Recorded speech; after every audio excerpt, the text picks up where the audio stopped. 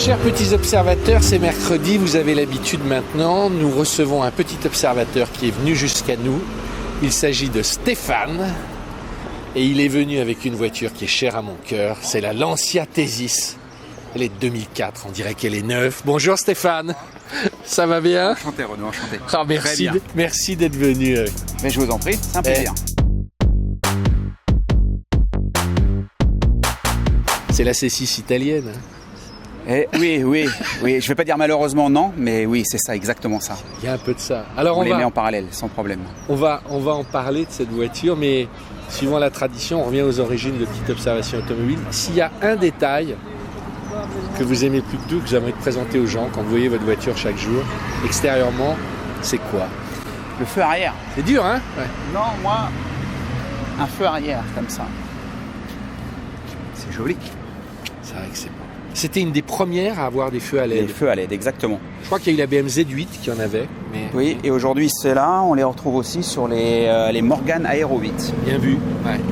Donc voilà, ça c'est une particularité de cette voiture qui lui fait une aile arrière qui est très très belle. Moi je me souviens, c'était en fait, je crois que Lancia avait tout mis à l'époque pour montrer qu'ils étaient capables de faire une voiture de qualité. Ah oui. Et en même temps, ça les a ruinés. C'est la dernière, quoi, presque. Ah, on peut le dire comme ça. Tellement ils ont tout mis qu'à la fin, il n'y avait plus rien dans les poches. Ça c'est vrai. Non, ça c'est la réalité. C'est la réalité, ouais. Bon, Stéphane, pourquoi une Lancia Thesis? Alors au départ, moi, je cherchais plutôt un Alfa Romeo, toujours avec le V6 Alfa Romeo. Moi, j'ai vu que chez Lancia, Alfa Romeo, ils avaient les mêmes motorisations. Ouais, elle avait, donc celle-là, c'est la V6. Et donc celle-ci, c'est également un V6 Alfa Romeo 3,2 litres. Et j'ai dit pourquoi pas. Et après, je me suis dirigé vers cette Lancia, tout simplement parce qu'en regardant l'intérieur et en me disant que la forme, que tout ça, ça m'avait toujours touché de voir cette voiture-là, cette beauté. C'est une beauté pour moi. Voilà, là vous avez le téléphone intégré. D'accord. Bon, bien sûr, il fallait mettre la carte, la puce ici pour avoir la ligne. Voilà, mais voilà, c'est une voiture. Après, si vous ouvrez donc la coudoir, donc évidemment, vous avez les petits porte-gobelets comme chez tout le monde. Mais là, vous avez un petit peu de la magie. Ça, c'était de série? Ça, c'est de série, oui. La petite télécommande pour la sono. Donc, on a 11 haut-parleurs. Ouais. On a 300 watts. C'est du Bose. C'est du Bose. Ici, vous avez le pare-soleil électrique. Ouais, c'est excellent. Et ça, c'est pour le siège électrique avant. Ah ouais, comme dans la C6 avec le pack lounge. Exact, ouais. voilà.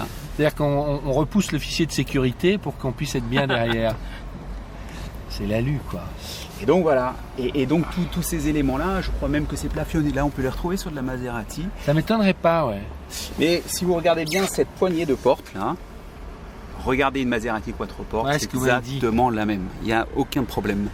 Il y avait déjà des airbags dans les montants. Alors vous avez des airbags dans les fauteuils arrière, regarde. Et des airbags rideaux ici. Donc vous avez en tout 10 airbags. On va dire c'est indécent, vous l'avez payé 3 700 €. Tu vas en acheter une. Non, mais franchement, il y a un truc qui est génial, tu vas voir. Vous avez le sens du détail surtout. C'est les compteurs. Les aiguilles sont dans le sens. Il y a un petit graphisme un peu vieillot. Et les aiguilles sont dans l'autre sens. Hein. C'était dans le but recherché était d'avoir effectivement des compteurs un petit peu rétro, comment ils appellent ça, rétro moderne, on va dire ça comme ça. Rétro design, ouais. Rétro design.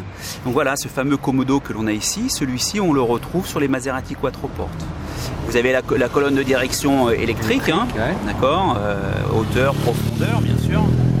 Ce que l'on n'aura pas ici en vision, c'est la vision de nuit du tableau de bord.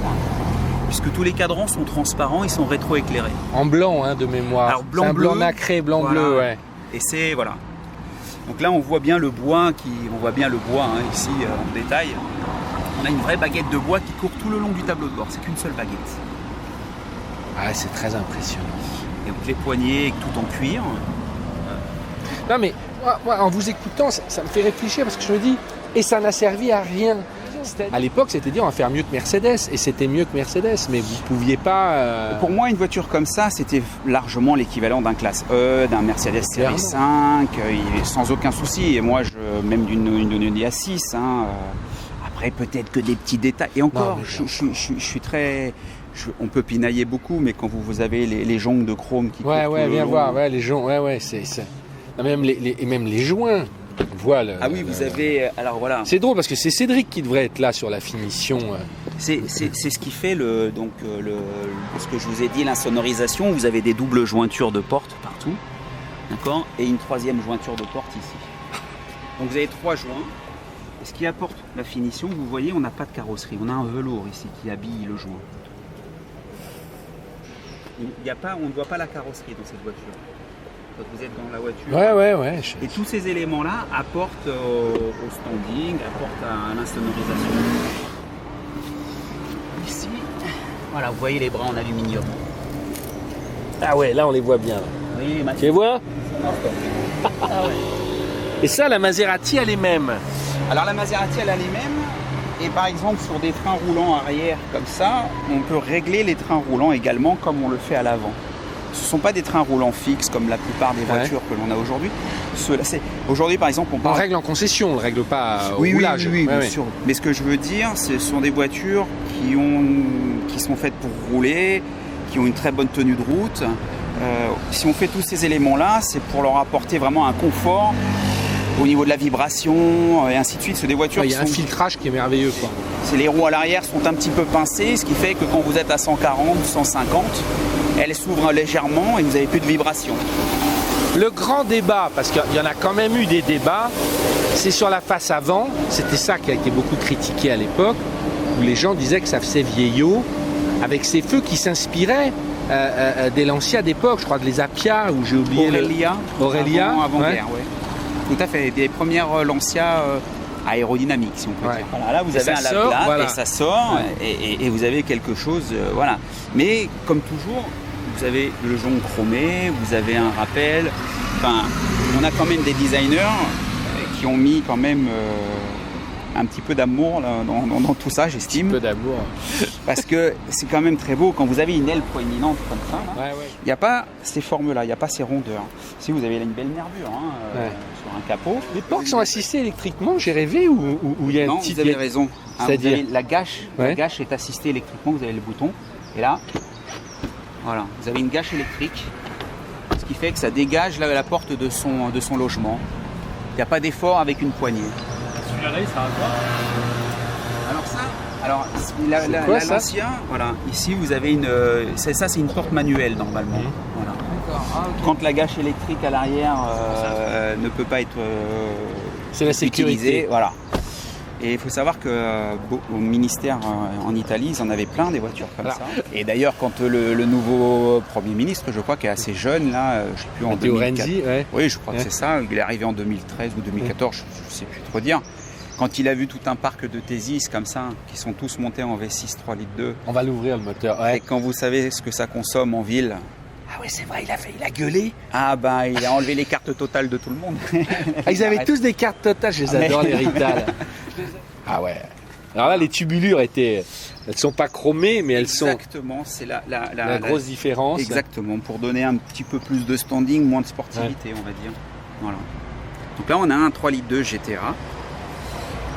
Combien de chevaux déjà? Il est à 230 chevaux. Là. On n'en verra plus des voitures comme ça, c'est-à-dire avec des V6 de 240 chevaux, essence, avec toute une... Si on arrive à leur donner une consommation qui reste dans les 8 litres, pourquoi pas? Parce que ça reste quand même des voitures assez... Sur autoroute, une voiture comme ça, moi, hier en revenant, je suis à moins de 10 litres, à 135, 140. À 5 personnes à bord. C'est quand même un peu dynamique au-delà, j'imagine que c'est très confortable sur autoroute. Mais dès qu'on est un peu sur route sinueuse, etc., c'est un bateau ou ça le fait quand même? Ça le fait quand même. Ouais. Après, il y aura des limites puisque c'est une voiture qui fait quasiment 1,8 tonne. Ouais. Et puis à l'avant, vous avez un moteur qui est légèrement en porte-à-faux par rapport à l'axe. Ouais. Donc c'est pas du tout fait pour ce genre de truc. On en trouve encore des Thésis sur le marché? Oui, vous en trouvez. Moi, j'en trouve à 1 000 €. Mais ça vaut le coup à 1 000 €? Oui, bien sûr. Ouais. C'est une voiture. Alors, Il y avait beaucoup de 5 cylindres, il n'y avait eu aucun 4, il n'y a eu que des 5. Exactement, des 5 cylindres essence en 2 litres turbo, 2 litres 4. Et après le 2 litres 4 JTD diesel, qui est une très très bonne mécanique, très silencieux à chaud et qui consomme 6 litres 5 sur autoroute à 140. Donc 6 litres 5 pour une voiture qui fait une tonne 8 avec 5 passagers, c'est difficile de faire mieux. Quand je regarde un habillage de porte ici, où ici vous avez une matière qui n'est pas dure, hein, vous avez quelque chose de mou qui est dessiné, il y a un dessin dessus, vous avez des contreportes en cuir. Évidemment, ça coûte cher, je ne vais pas dire l'inverse, hein, mais aujourd'hui vous avez des voitures qu'on nous vend à 30 000 € et derrière c'est un plastique. C'est un habillage d'un seul bloc. Un seul bloc. Mais parce que les constructeurs, il faut qu'ils rentabilisent. Ouais, donc productivité. Alors que là, ils ont tout fait à l'ancienne presque. Ça, c'est fait à la main. Hein. Ouais, c'est ça. Et c'est la dernière berline Lancia à son âme, faite en Italie 100%. J'ai cherché votre fille. Elle s'appelle comment votre fille? Amandine. Amandine, venez. Pour une fois que j'ai une jeune fille, venez, on va descendre au bureau. Vous avez quel âge, Amandine? 18 ans. Et vous adorez la voiture de votre père? Oui, j'adore la voiture. Et pourquoi?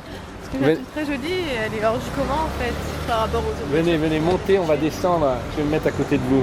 Julien va monter devant. Je vous lisais pas le journal en cachette dans les toilettes. Non, mais je suis un peu obligée parce que mon père c'est un passionné donc il m'en parle tout le temps. Ah ouais? Dès qu'on le lance, il est parti.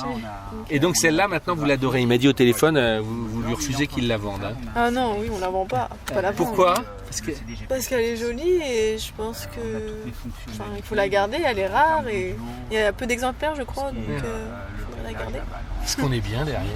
On est bien sur les poses. Donc il y a des haut-parleurs, donc il y a un petit peu ici. Même c'est un haut-parleur ou c'est une grande lampe? Non, alors ça c'est exactement. Et c'est la première voiture qui a fait un diffuseur doux vis-à-vis du passager. Exactement, c'est ça. Non mais attends. Et là, vous avez un habillage de haut-parleur et vous avez vu, c'est un tissu ici. C'est pas un plastique. On est bien d'accord? Et comme je disais également, ici, là, vous avez un habillage. Et cet habillage-là, vous voyez, tout ça, c'est pas un plastique. On a quelque chose qui permet d'atténuer le bruit, tout ce qui est bruit d'air et ainsi de suite. Mais bon, après, voilà. Non, mais c'est somptueux, hein, là. Enfin, franchement, on peut y passer 3 jours. C'est une voiture qui est de 2004, quoi. Vous me diriez, elle est de 2010. Elle avait un grand train d'avance, quoi. Oui. Je vous dis, après, toutes les fonctionnalités que... Ici, par exemple, vous avez les appuis-têtes qui s'abaissent pour permettre la visibilité arrière. Vous avez le frein de parking électrique. Ouais, ça c'était un des premiers, vous m'aviez dit. Oui, première. Et surtout, le truc intelligent de ce frein de parking électrique, c'est que dès que le conducteur ouvre sa porte, le frein électrique se met automatiquement en place. D'accord? Pourquoi? Parce qu'on est en boîte automatique. Il y a des gens qui oublient que leur boîte automatique reste en drive et ils ouvrent la porte pour sortir. Mais là, le frein de parking fonctionne dès que vous ouvrez dès que vous prenez la poignée de porte. Voilà. Et par exemple, dans la couleur arrière, vous aviez d'autres boutons pour le chauffage de la banquette arrière. Je vais dans quelle rue? Ouais, tout droit là, voilà. Non, mais c'est vraiment super, Stéphane. Merci parce que. J'espère que c'est surtout les auditeurs qui vont profiter. Ah, mais je crois qu'ils vont tomber les nuages.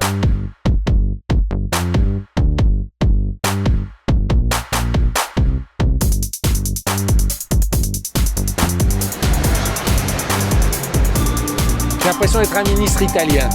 Hein? T'as vu ça?